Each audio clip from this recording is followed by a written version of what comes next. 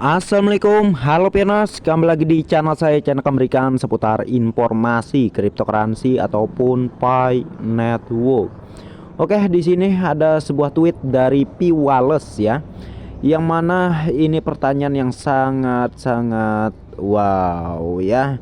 Oke, kita akan langsung translate aja.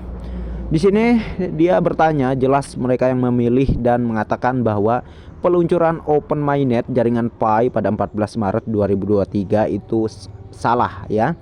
Kami akan memberi Anda kesempatan. Pernyataan besar adalah apa tebakan kedua Anda pada tanggal open mainnet jaringan Pi ya. Jadi P Wallace ini bukanlah Dr. Nicholas. Dia ini kurang lebih ya samalah seperti pioner ya. Mungkin dia ini adalah moderator luar negeri, kurang tahu juga saya ya, tetapi dia selalu menginformasikan terkait Pi Network tentunya. Tetapi secara dugaan ya dari para pakar, memang open mainnet ini bisa saja terjadi secepatnya. Bahkan itu bisa saja terjadi di Juni ya, di 28 Juni nanti ya. Ya tapi yang namanya prediksi itu kadang bisa tepat, kadang bisa salah juga. Ingat ya, ini bukan himbauan agar kalian percaya bahwa di Juni itu akan terjadi open mainnet. Enggak. Kita di sini hanya ya setidaknya kita ada harapan lah untuk open mainnet. Open mainnet pasti terjadi. Ya, pasti terjadi, tetapi ya tergantung kita ya sabar atau enggak menunggunya ya. Dengan apa yang di tweet di sini ya, yang dipertanyakan oleh P Wallace ini ya. Ini banyak yang memprediksi akan terjadi di 2023 ini juga di bulan Juni ya. Di tanggal 28 bulan Juni. Oke, kita lihatlah ke depannya ya, semoga saja benar adanya. Dan di sini ada beberapa komentar juga nih ya. Jadi ini dari IO1SOS gitu ya. Oke, tidak masalah jika jaringan Pi masuk ke mainnet terbuka. Aplikasi yang saat ini berada di jaringan pengujian dapat dibeli setelah dibawa ke jaringan utama. Jaringan Pi tampaknya akan menjadi mata uang yang dihormati secara global. Sepertinya pertukaran akan melihat antrian untuk mendaftar Pi. Oke. Ya, kalau berdasar dari Pi Network sendiri memang tujuan besarnya kurang lebih seperti yang disampaikan oleh salah satu pioner tadi gitu ya. Ke depan Pi Network ini akan sangat luar biasa sebagai uang, sebagai alat bayar tentunya di lingkaran ekosistemnya. Ya, ingat, di lingkaran ekosistemnya, bukan sebagai pengganti uang fiat ya. Menurut saya itu masih jauh ya. Kalau untuk pengganti uang fiat mungkin saja bisa terjadi, tetapi itu masih jauh, mungkin memerlukan berapa tahun ke depan lah ya, bisa saja itu terjadi. Apalagi pengguna Pi sendiri ya banyak ya, ada di 233 negara, bukan tidak mungkin dengan penggunanya yang sangat luar biasa banyaknya. Ke depan potensi dari Picoin ini akan bisa menggantikan uang fiat, dan Picoin akan menjadi satu-satunya mata uang yang berdaulat gitu ya. Tetapi anggaplah ini sebagai sebuah asumsi saja ya. Tetapi kalau kita belajar dari masa lalu, hal-hal yang tidak terpikir oleh akal pikiran kita selalu saja terjadi. Seperti halnya di zaman modern sekarang ini kan nggak terpikirkan sama orang tua dulu pastinya ya, yang nggak percaya adanya handphone, yang nggak percaya adanya TV gitu ya misalnya, ya akhirnya ternyata memang ada. Yang tidak percaya Bitcoin bakal berharga tinggi, akhirnya faktanya Bitcoin berharga tinggi ya. Jadi banyak yang tidak bisa Anda terka ya, selalu hal-hal yang terjadi itu di luar dugaan, di luar akal pikiran kita gitu ya. Jadi bukan tidak mungkin Pi ini akan menjadi solusi terbaik di masa mendatang untuk perbaikan perekonomian dunia. Oke. Tetapi kembali lagi ke keyakinan kita masing-masing. Namanya manusia kan memiliki pendapat yang berbeda-beda ya. Oke lah, kita saling saling diskusi dengan cara baik ya, silahkan Anda berkomentar dengan pendapat Anda ya.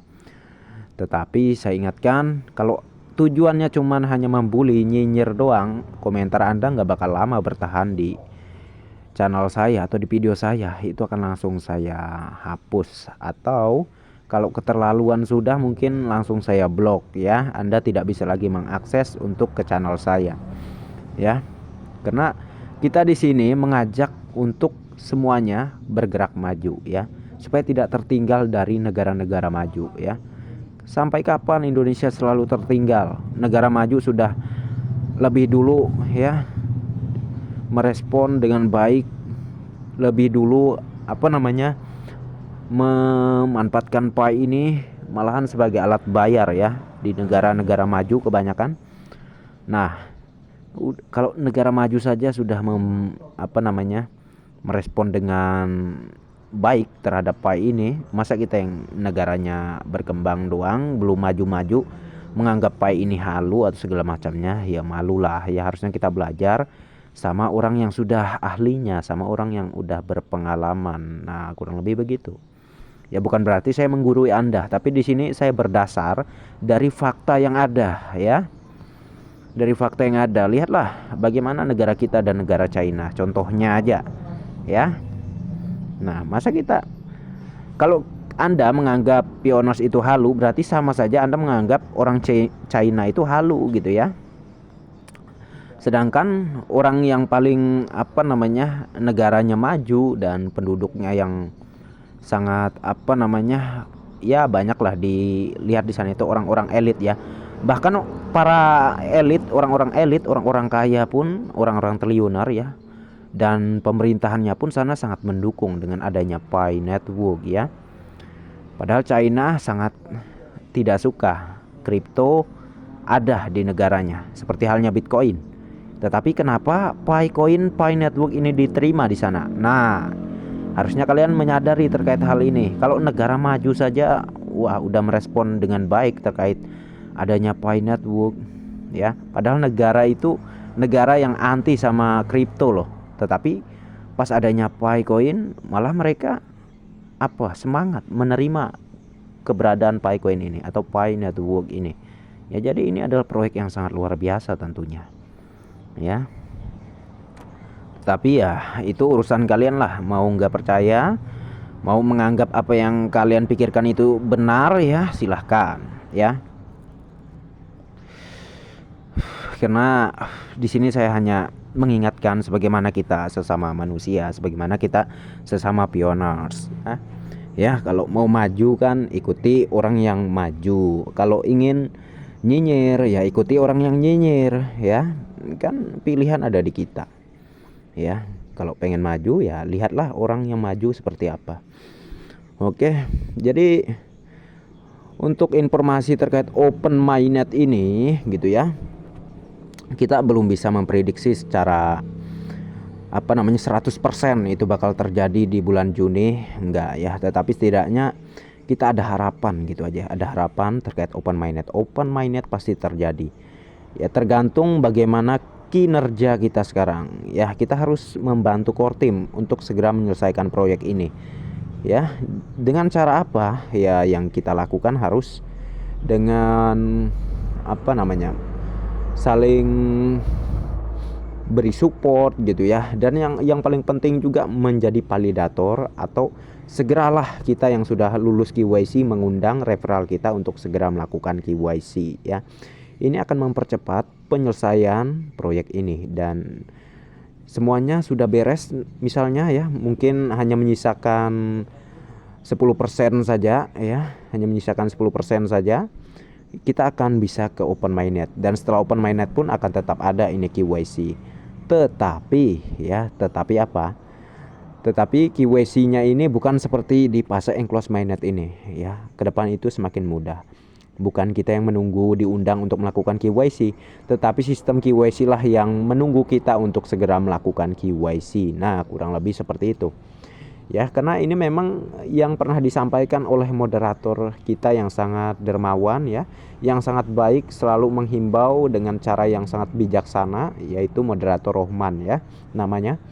Jadi itulah yang pernah dia sampaikan. Oke.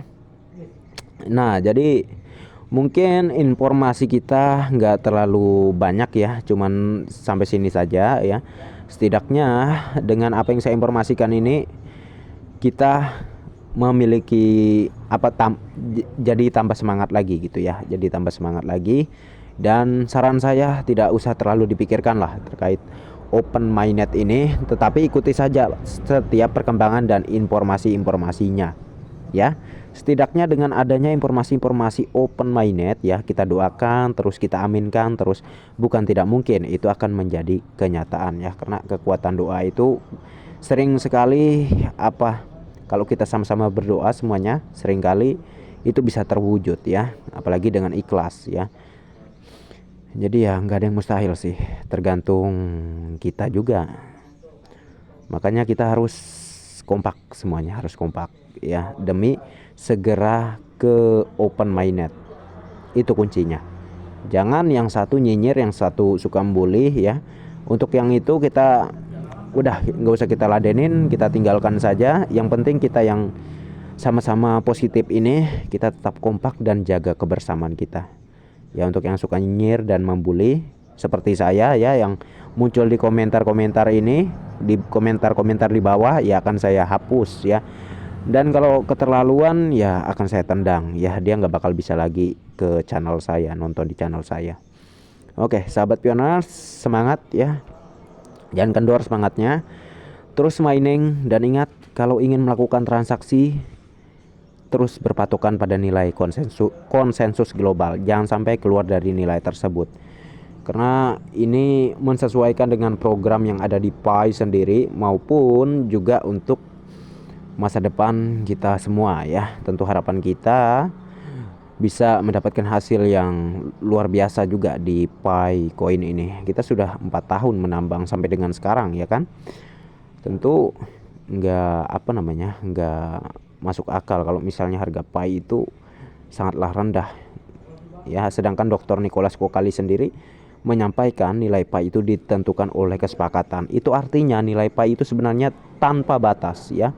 Kalau diperhitungkan dari huruf Yunani ya, dari angka atau huruf ya Yunani, PAI ini memang sebuah angka yang tidak ada batas ya, tidak terbatas. Dan siapa yang bisa membuatnya terbatas? Ya para pioners ya. Para pioners ingin nilai yang berapa? Ya. Nah, kalau pengen nilainya sesuai GCP yang dipatok oleh China, ayo kita lakukan transaksi mengikuti nilai yang sudah dipatok oleh China gitu ya. Setara dengan 314.159 US dollar. Jangan berpindah dari nilai tersebut. Oke, jadi saran saya seperti itu. Bukan untuk saya saja, tetapi untuk kita semua ya. Harap dipikir lagi deh dengan apa yang saya sampaikan ini. Apakah saya ini hanya pengen menguntungkan diri saya sendiri, atau saya ingin berbagi hal yang bisa juga menguntungkan kita semua gitu ya. Nah, jadi dipahami apa yang saya jelaskan, apa yang saya sampaikan kepada Anda ya. Kalau nggak paham juga ya diputar ulang lagi ya, agar lebih mendalami lagi apa sih maksud saya ini gitu nah ya. Oke, jadi mungkin ini saja yang bisa saya informasikan. Nanti kalau ada informasi-informasi yang tentunya berkaitan dengan Pi Network ya, tentu akan saya informasikan kembali. Dan sekian dulu untuk videonya, dan sampai jumpa di video selanjutnya. Sebelum saya akhiri, jangan lupa tekan tombol like dan subscribe-nya, dan jangan lupa juga aktifkan notifikasi loncengnya agar setiap saya mengupload video terbaru ke depannya, tentunya Anda lah yang akan lebih awal menerima notifikasinya. Oke, next time. Assalamualaikum warahmatullahi wabarakatuh. Bye bye.